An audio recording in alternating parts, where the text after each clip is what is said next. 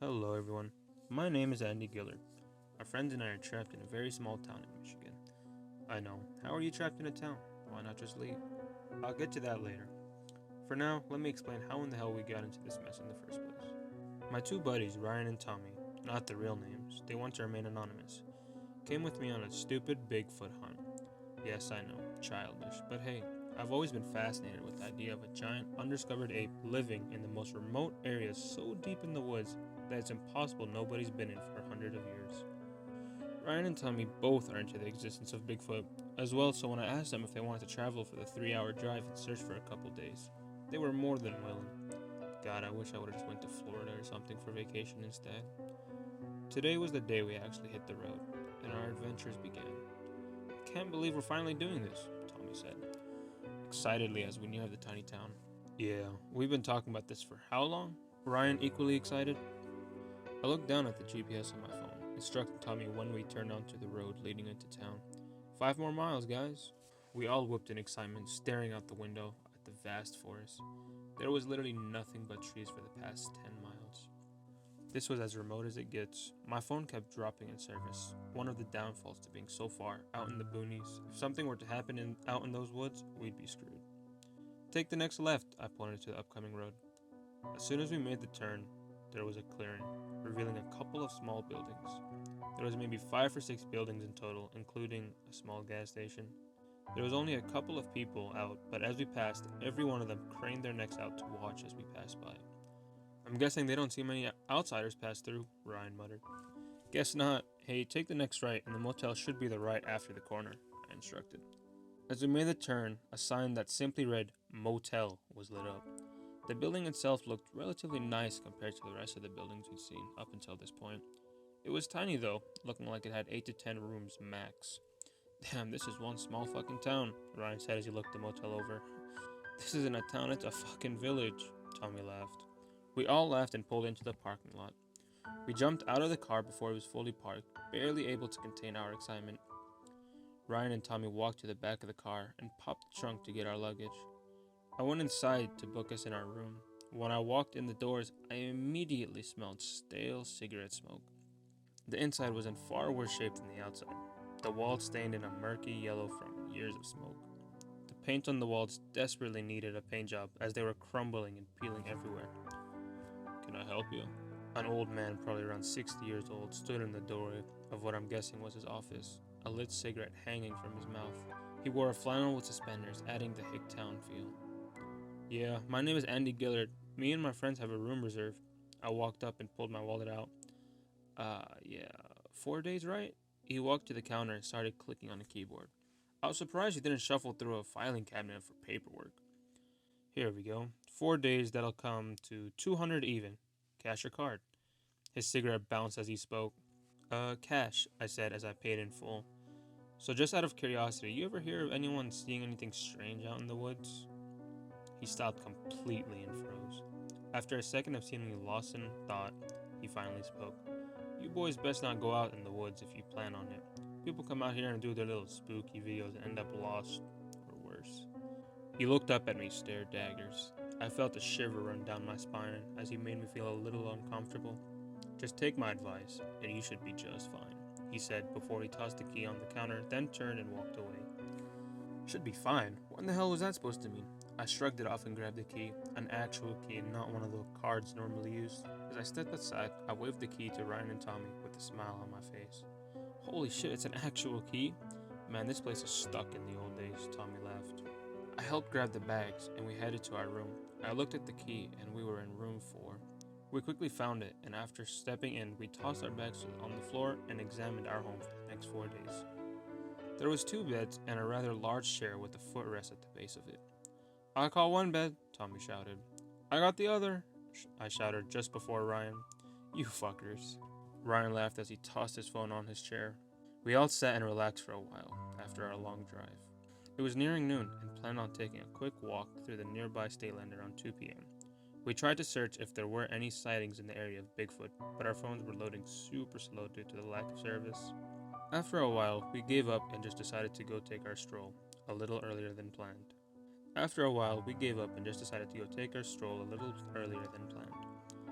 After we piled in the car, I struggled to load up the directions to the nearest state land, and after a few minutes it finally loaded. It said we had just 7 miles to go, so we were relieved to not have far to go. We chatted excitedly the whole way and arrived rather quickly. Dude, this place looks kind of creepy, Ryan said as we pulled in the entrance to the parking. He wasn't wrong. The trees were so dense that even in the middle of the day, it was hard to see very far in. Hopefully after we walk a little ways in, it gets less dense, I said hopeful. We parked and once again got out of the car. We grabbed our headlamps and Tommy strapped his pistol he always carried just in case. It made me feel a little better, knowing we at least had some kind of defense while out here. We walked to the first trail we saw and headed straight in. I had a pack of ribbons to tie on the trees as we walked to avoid getting lost, but didn't really need to use it. Our footprints were pretty easy to follow, so we figured out we'd save the ribbons so we didn't have to untie them as we walked. A big mistake we'd soon regret.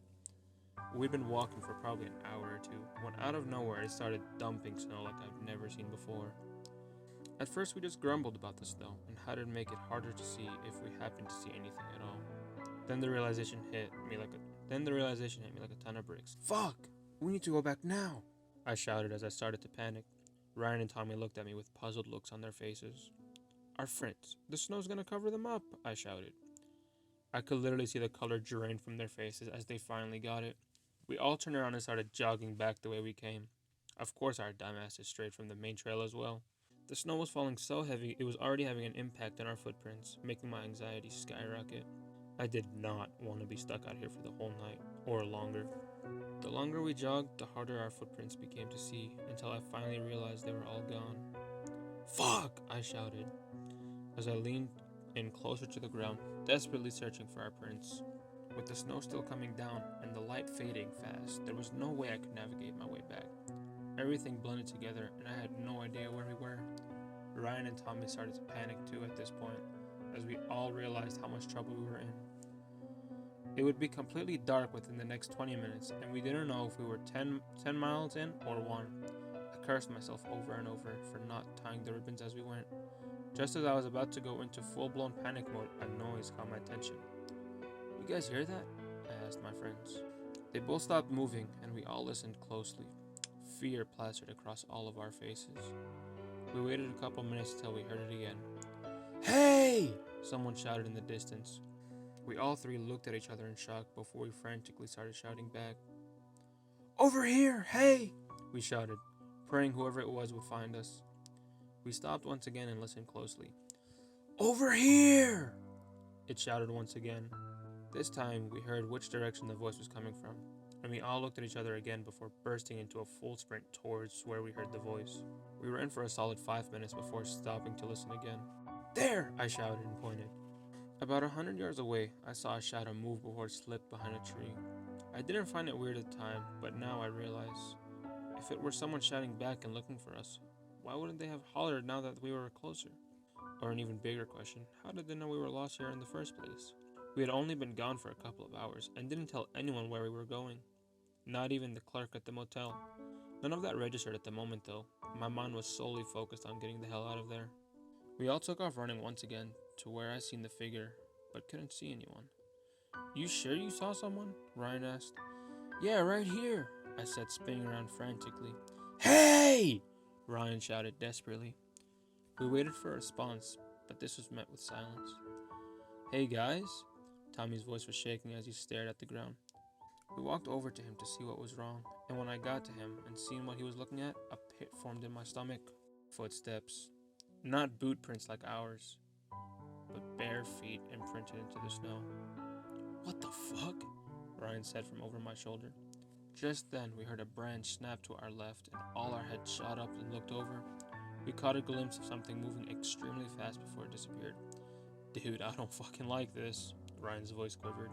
I was right there with him. Something felt very off all of a sudden, and I had this overwhelming feeling of dread, like something horrible was about to happen. We all stood close in a circle, watching all around us for any sort of movement, jumping at any sound around us. We thought we saw something move a couple of times, but weren't completely sure. It was hard to tell with just our headlamps on, as it was completely dark at this point. As I nervously shined my light around, I happened to catch a glimpse of something in the distance. A light. Hey guys, what's that? I asked, my heart raced with hope. Is that a fucking light? Tommy asked excitedly. Without wasting another second, we took off running full blast toward the light.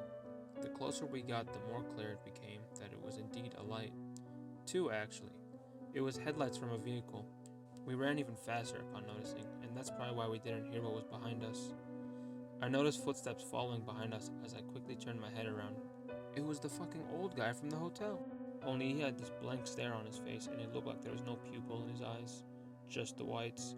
I happened to glance down and noticed he was barefoot as well. Fucking run faster! I shouted as I pushed myself even harder. We were almost out of the woods and I could hear him gaining on us. His deep, raspy breathing getting closer and closer. Just as I thought he was gonna grab me, we burst out of the tree lines and by some miracle we were back at the entrance. Tommy reached into his pocket and pulled out his keys, desperately hitting the unlock button. As we got to his car, we jumped in as fast as we could, slamming the doors shut and locking them behind us. Go, dude, hurry! Ryan looked around us. I was scanning too, but thankfully he quit chasing us and retreated to the woods. Tommy started the car and peeled out of there.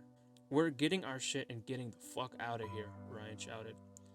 The fucking clerk from the hotel was out here with us, I shouted. What? Ryan and Tommy both blurted at the same time. I explained exactly what I saw, and it only made Tommy drive faster. Dude, slow down. I don't want to crash and be stuck in these fucking woods, Ryan shouted. No, we need to get back and get our shit before that crazy fucker gets back and kills us, Tommy shouted. He definitely had a point. We drove the 7 miles in less than 5 minutes and jumped out of the cart rushing inside. As soon as we got in the doors, I froze in place and my heart jumped into my throat. The clerk was standing at the desk. The clerk that just chased us through the fucking woods. How the fuck did you get back here so fast? I blurted, backing up to the door. Look, man, we don't want any trouble. We just want to grab our stuff and go, that's it, Ryan said as he must have realized that this was the guy I was talking about. The old man looked us up and down and turned his attention to me. You went into those fucking woods, didn't you? After I warned you not to, you dumb son of a bitch, he scolded.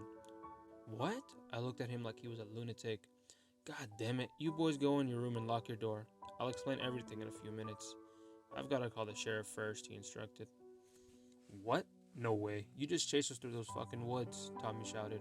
It wasn't me, dipshit. How the fuck would I be sitting here in dry clothes if I was running in those damn woods? Look at you, you're soaked, he pointed at us. We looked down at ourselves and he was right. We were drenched. I swear you boys will be fine. Just go wait in your room. I'll be there in 10 minutes, he said as he picked up the phone to dial out. We all looked at each other before silently agreeing to go back to our room to wait and hear just what the fuck is going on in this fucked up town. This is where I'm going to stop tonight, but I'll update what the old man told us as soon as possible. It gets weirder, trust me.